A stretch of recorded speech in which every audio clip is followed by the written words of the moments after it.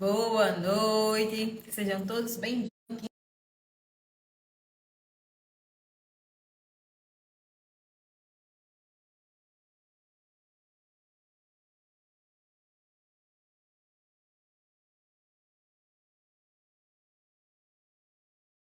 Quem está chegando agora, eu me chamo Alifran Dutra, protagonista no DP, e neste perfil nós falamos sobre o departamento pessoal e todas as quintas-feiras nós temos um encontro marcado aqui na nossa quinta TDP. Hoje nós iremos falar sobre a desoneração sobre a folha de pagamento. Gera bastante dúvidas, né, acerca de quais empresas estão obrigadas à declaração, se a desoneração permanece, né, se 2012, né? Principalmente que tem aquele a Minha Casa Minha Vida, né? Ou Minha Casa Minha Dívida.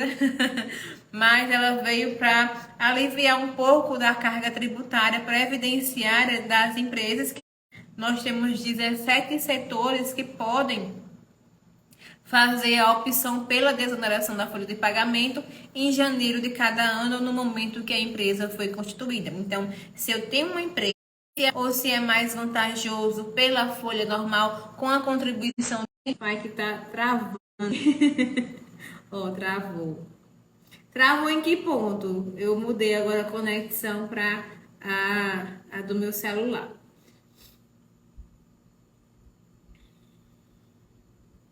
Então, aquelas empresas que prestam serviço por sessão, né, de mão de obra, por empreitada total, elas podem sim estar fazendo a opção pela desoneração, como também um produtor rural, né, pessoa jurídica, uma agroindústria, ou seja, aquele adquirente. Então, essas informações devem ser enviadas na FDREINV. Temos o 1280, né, que nós vamos ter um percentual sobre as vendas que eu preciso enviar no E-Social, e na FDREINF eu tenho o R2060, que é de responsabilidade do fiscal enviar essa informação. Eu, enquanto empresa, eu preciso cadastrar corretamente o meu S1000, indicando que eu fiz a opção pela desoneração da folha de pagamento.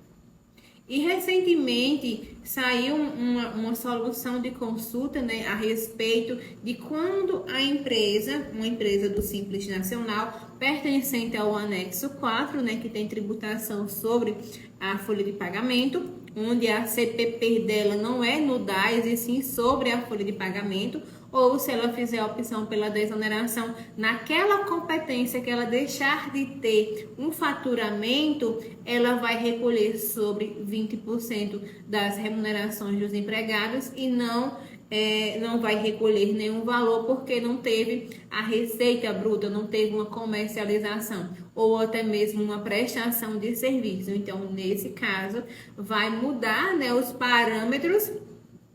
Os sistemas precisam se adequar, né, para ajustar os seus parâmetros para que possa haver essa diferença quando a empresa não tiver faturamento, tá bom? Deixa eu ver aqui outro ponto importante.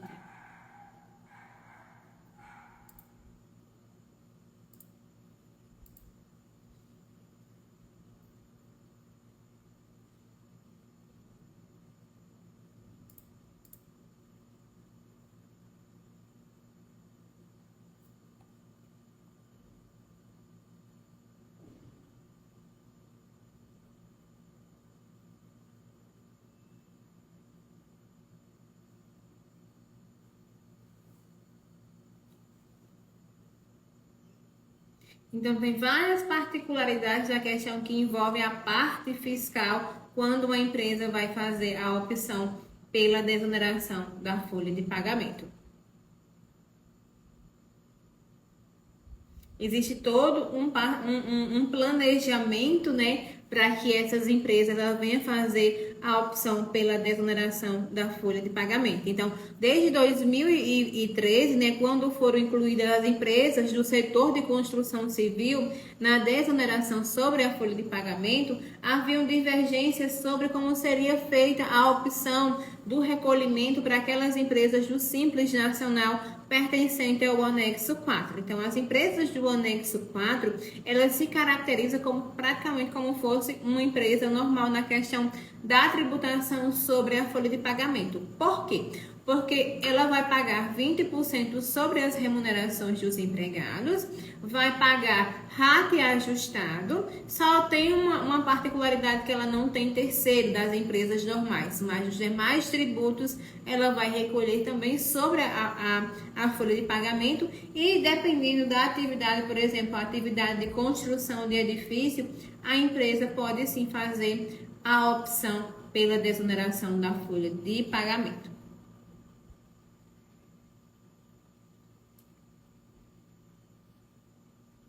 Alguma dúvida sobre a desoneração da folha de pagamento? Quais são os seus impactos?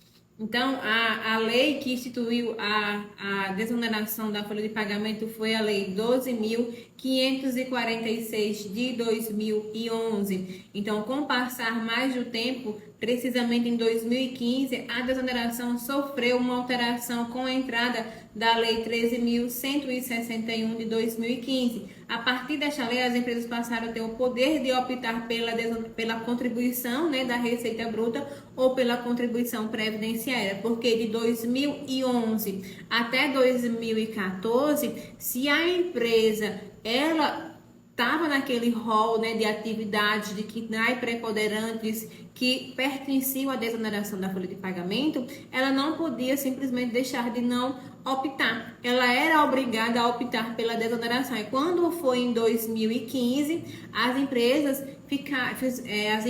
passaram a fazer a opção se permaneciam ou não na desoneração da folha de pagamento, porque quando eu fazia o meu planejamento tributário, eu ia identificar se realmente era mais vantajoso, de acordo com minhas provisões de receita, se era mais vantajoso eu optar pela desoneração ou eu permanecer na contribuição previdenciária, a CPP, que é 20% sobre as remunerações dos empregados. Rosilene, boa noite. Quanto tempo?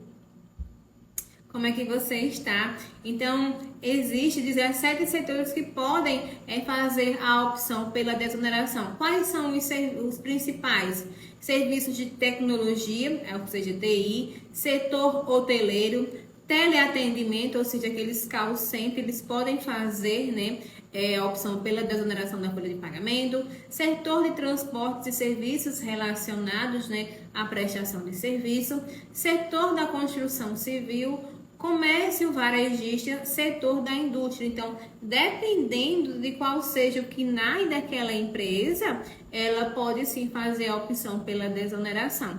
Então, cada setor vai listado, cada atividade, né, cada que pode fazer a opção, a contribuição da CPP ela vai variar de 1% a 4,5%. Então, nesse caso uma empresa tem uma receita bruta de 100 mil reais, então ela vai, de acordo com o setor, de acordo com a alíquota dela, ele vai aplicar ou 1% ou até mesmo até 4,5% sobre a sua receita bruta.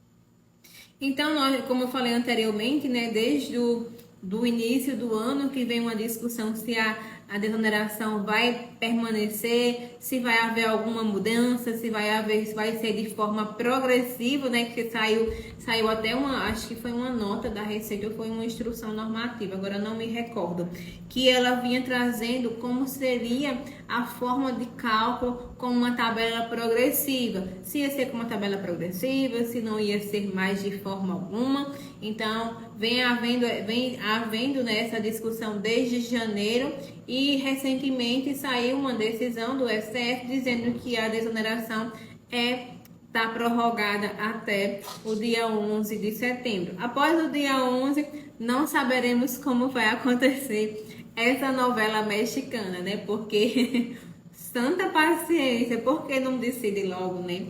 Aí fica esses enrolados.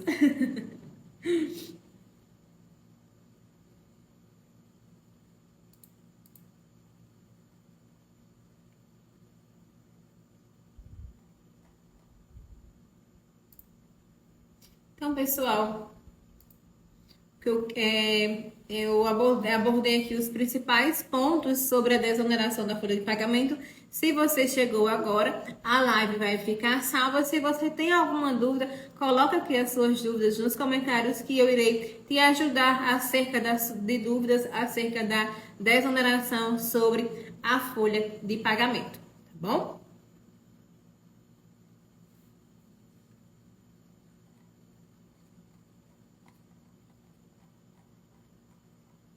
Não?